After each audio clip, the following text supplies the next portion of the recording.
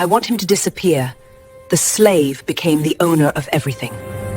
The words escaped her lips as a whisper into the night, yet they carried the weight of 20 years of suffering. I want him to disappear. Have you ever trusted someone with your darkest desire, only to discover you became the instrument of your own undoing? The pain of betrayal lingers in our souls long after the wound is inflicted, a phantom pain that reminds us of our vulnerability. In the humid plantations of 1830s Louisiana, where the air hung thick with sugarcane dust and unspoken resentments, such words were more than dangerous. They were a death sentence. The St. Clair plantation stood as a monument to wealth built upon broken backs, its white columns rising from the misery of 300 souls who toiled from sunrise until their bodies could no longer move. Among them was Eliza, a house slave whose light complexion and intelligence had placed her in the unusual position of lady's maid to Mrs. Catherine St. Clair, the young wife of one of the cruelest plantation owners in the parish. Catherine had arrived 3 years prior, a northern belle with delicate sensibilities who had wilted under the harsh Louisiana sun and harsher reality of her husband's true nature.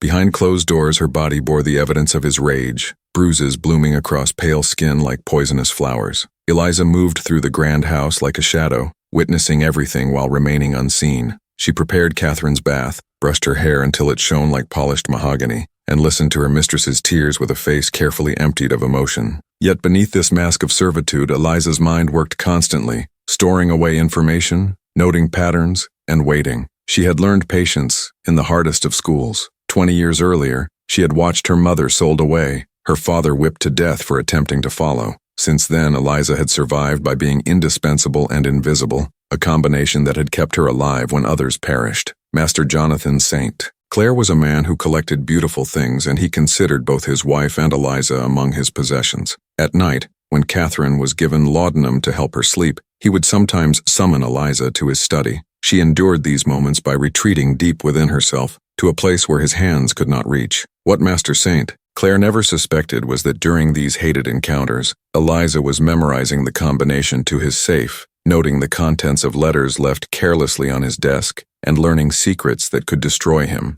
The relationship between mistress and slave shifted imperceptibly. One sweltering August evening, when Catherine discovered her husband had sold her favorite horse to cover gambling debts, her sobbing had brought Eliza running, finding her mistress clutching a small portrait of her deceased mother, the only possession she had brought from her family home in Boston. Catherine looked up with red-rimmed eyes and spoke words Eliza had never expected to hear from the lips of a white woman. "He took everything from me, everything, my dignity, my family's money, my hope for children. I have nothing left to lose. I want him to disappear. Make him disappear, Eliza, and I swear on my mother's grave you will have your freedom." Freedom. The word hung in the air between them, dangerous and intoxicating. Eliza had long ago stopped believing in such possibilities, yet here it was, offered by trembling lips that had never before spoken a true promise to any slave. In that moment, something shifted in Eliza's carefully constructed world. A dangerous seed of hope took root, but Eliza knew better than anyone the value of white promises. She nodded silently, betraying nothing of the calculations already forming in her mind.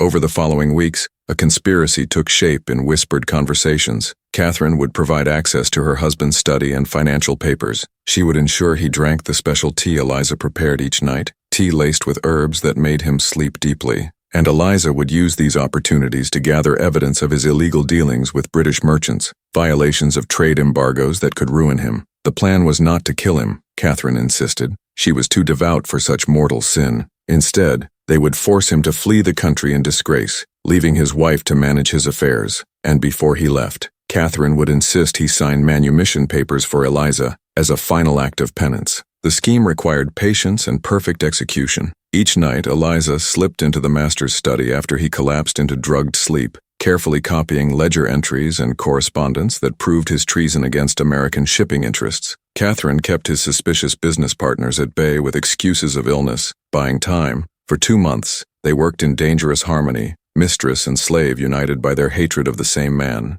What Catherine didn't know was that Eliza had her own plan unfolding alongside their shared conspiracy. Late at night, while the big house slept, Eliza met with Samuel, an enslaved blacksmith whose scarred hands could pick any lock on the plantation. Together they accessed the real ledgers hidden beneath a loose floorboard in the study, documents that showed Master St. Clair had been systematically selling plantation assets and converting them to gold coin. He was planning to abandon the failing plantation taking his wealth and leaving his debts behind. Among these papers, Eliza found something else. Folded and yellowed with age, a document in Catherine's father's handwriting revealed the truth. Her marriage had been arranged to settle gambling debts with the northern merchant, believing he was securing his daughter's future with a wealthy southern gentleman. Catherine had been sold just as surely as any slave on the auction block. Eliza now possessed two sets of damning information and a choice that would determine not just her future, but the futures of everyone on the plantation. She could remain loyal to Catherine's plan, which promised her individual freedom, but left the fate of the other slaves uncertain. Or she could pursue justice of a different kind, one that might liberate many but carried far greater risk. As she knelt in the dirt floor of her cabin, documents buried beneath her pallet, Eliza made her decision. She would betray Catherine's trust to pursue the greater freedom. On a moonless September night when the air was finally cooling from summer's brutal heat, Eliza slipped away from the plantation. She traveled 12 miles through swamp and forest to reach a small law office in the neighboring parish, where a young northern lawyer known for his abolitionist sympathies received her. Trembling with exhaustion and fear, she placed before him the evidence of Jonathan Saint Clair's crimes against the government, his planned escape, and most damning of all, documentation of 3 murders he had committed to cover his financial misdeeds. She told the lawyer everything except the involvement of Mistress Catherine. Some loyalties, it seemed, remained even in betrayal. The events that followed unfolded with a speed that left the county reeling. Federal agents arrived at dawn, Master St. Clair was taken in chains, and the plantation seized as evidence. Catherine collapsed in apparent shock, playing the role of the innocent wife so convincingly that even Eliza questioned her own memories of their conspiracy. As property was inventoried and slaves gathered in fearful groups wondering about their fate, a surprising document emerged from the parish records. Jonathan St. Clair, in a moment of drunken remorse 2 years earlier, had signed papers declaring that upon his death or imprisonment, management of the plantation would pass not to his wife, but to one Eliza St. Clair, listed as his illegitimate daughter from a relationship with a household slave. The document struck the community like lightning. White neighbors were scandalized, the authorities confused. Catherine, recovering from her fainting spell, stared at Eliza with eyes that slowly filled with understanding, then hatred. It had never been about freedom for Eliza. The slave had orchestrated not just the master's downfall, but a complete reversal of fortune. The provision was technically legal, if unprecedented. The federal prosecutor, eager to avoid complications in his case against Jonathan St. Clair, chose to honor the unusual arrangement temporarily while the legal issues were sorted out. For 3 surreal weeks, Eliza occupied a space between worlds, neither fully slave nor recognized as free, yet holding authority over the plantation operations. The other slaves regarded her with a mixture of hope and suspicion. Was she truly working for their collective good, or had she simply replaced one master with another? Catherine, meanwhile, found herself dependent on the goodwill of a woman she had conspired with and then been betrayed by. Each night, they passed each other in hallways that had suddenly become contested territory, their eyes meeting in silent acknowledgement of how completely the power had shifted between them. I want to pause this story for a moment to ask you directly. When was the last time you trusted someone and felt that stab in your chest, that silent warning that something wasn't right? I know you may never have shared this with anyone. It's that pain we keep, thinking no one will understand. But here in this space we're creating together, your experience matters. If you felt this silent betrayal, leave in the comments just the words "I recognize this feeling," and see how many people share this invisible wound. Your comment could be the first step for someone to realize they're not alone on this journey. Let's continue the story now, but carrying this reflection with us. The twist in this fragile arrangement came from an unexpected quarter. Jonathan St. Clair, facing execution for his crimes, made a final devastating confession. Catherine had not been an innocent victim, but his accomplice in both financial crimes and murders. Her performance as the shocked, virtuous wife collapsed under the weight of evidence he provided from his jail cell, letters in her handwriting detailing their joint plans. In a final act of vengeance against both women who had betrayed him, he had ensured neither would emerge unscathed. Catherine was arrested at dawn, dragged screaming from the house that had been her prison and her palace. As she was led past Eliza, who stood watching from the porch, Catherine spat words that cut deeper than any whip ever had. "You are no different than him. You used me just as he did. God will judge your betrayal more harshly than mine." Eliza received these words with the same impassive face she had worn through years of servitude, but inside, something broke. The triumph she had anticipated felt hollow, contaminated by the methods she had employed to achieve it.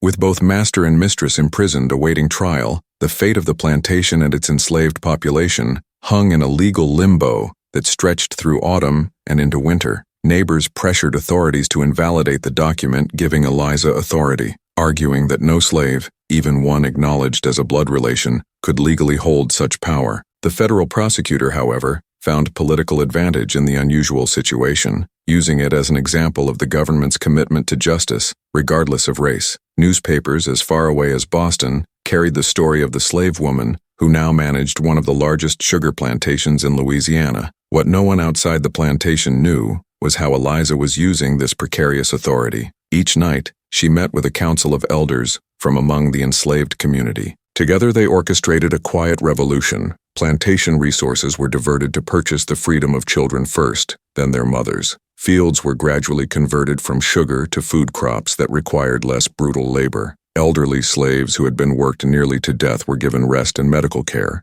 and all the while, Eliza prepared for the inevitable moment when white society would find a way to reassert control. That moment arrived with the conclusion of the St. Clair's trial. Both husband and wife were convicted, he of treason and murder, she as an accessory. The night before his execution, Jonathan St. Clair succeeded in bribing a guard, not to escape, but to deliver a final letter to the governor. Its contents revealed the location of significant wealth he had hidden, wealth he offered to the state in exchange for one condition. The legal recognition of his daughter Eliza's right to inherit and manage the plantation must be permanently revoked. The governor, seeing political and financial advantage, agreed. Officials arrived at the plantation with the news that Eliza's temporary authority was ended. The property would be sold at auction, with proceeds going to the state. The enslaved people would be evaluated and sold to recover additional funds. Eliza herself, despite the acknowledgement of her parentage, remained legally a slave and would be sold with the others. The brief experiment in freedom was over,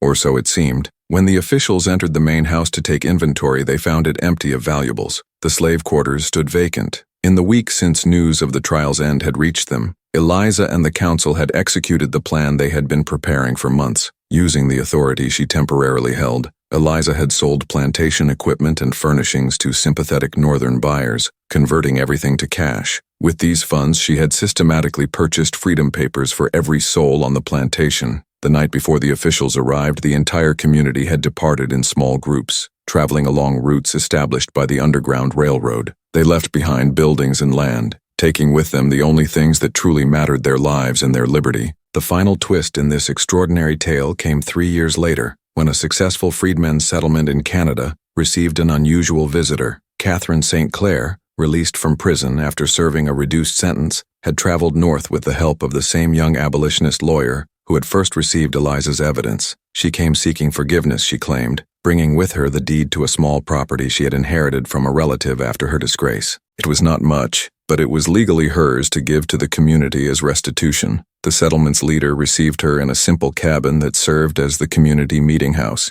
Catherine entered, prepared with a speech of contrition she had rehearsed throughout her journey. The words died on her lips as she recognized the woman sitting behind the table, older, dressed in the simple clothes of a free woman, but unmistakably Eliza. For a long moment the two women regarded each other in silence, the weight of their shared past and mutual betrayals hanging between them. It was Eliza who finally spoke. "I wanted freedom, not just for myself, but for everyone. You wanted revenge. We both used each other to get what we needed. The difference is that I can admit what I did and why I did it. Can you?" Catherine, stripped of the protection of wealth and position, faced for perhaps the first time the truth of her own complicity in years of cruelty. The confession that followed was halting, incomplete, but it was a beginning. The deed to the property she offered was accepted not as adequate compensation for generations of stolen labor and dignity, but as a symbol of a debt acknowledged. Eliza never permitted Catherine to stay in the settlement, but neither did she send her away empty-handed. Instead, she gave her former mistress something unexpected: permission to establish a small school on the donated property, where she could begin to atone through service to the community's children. It was not forgiveness,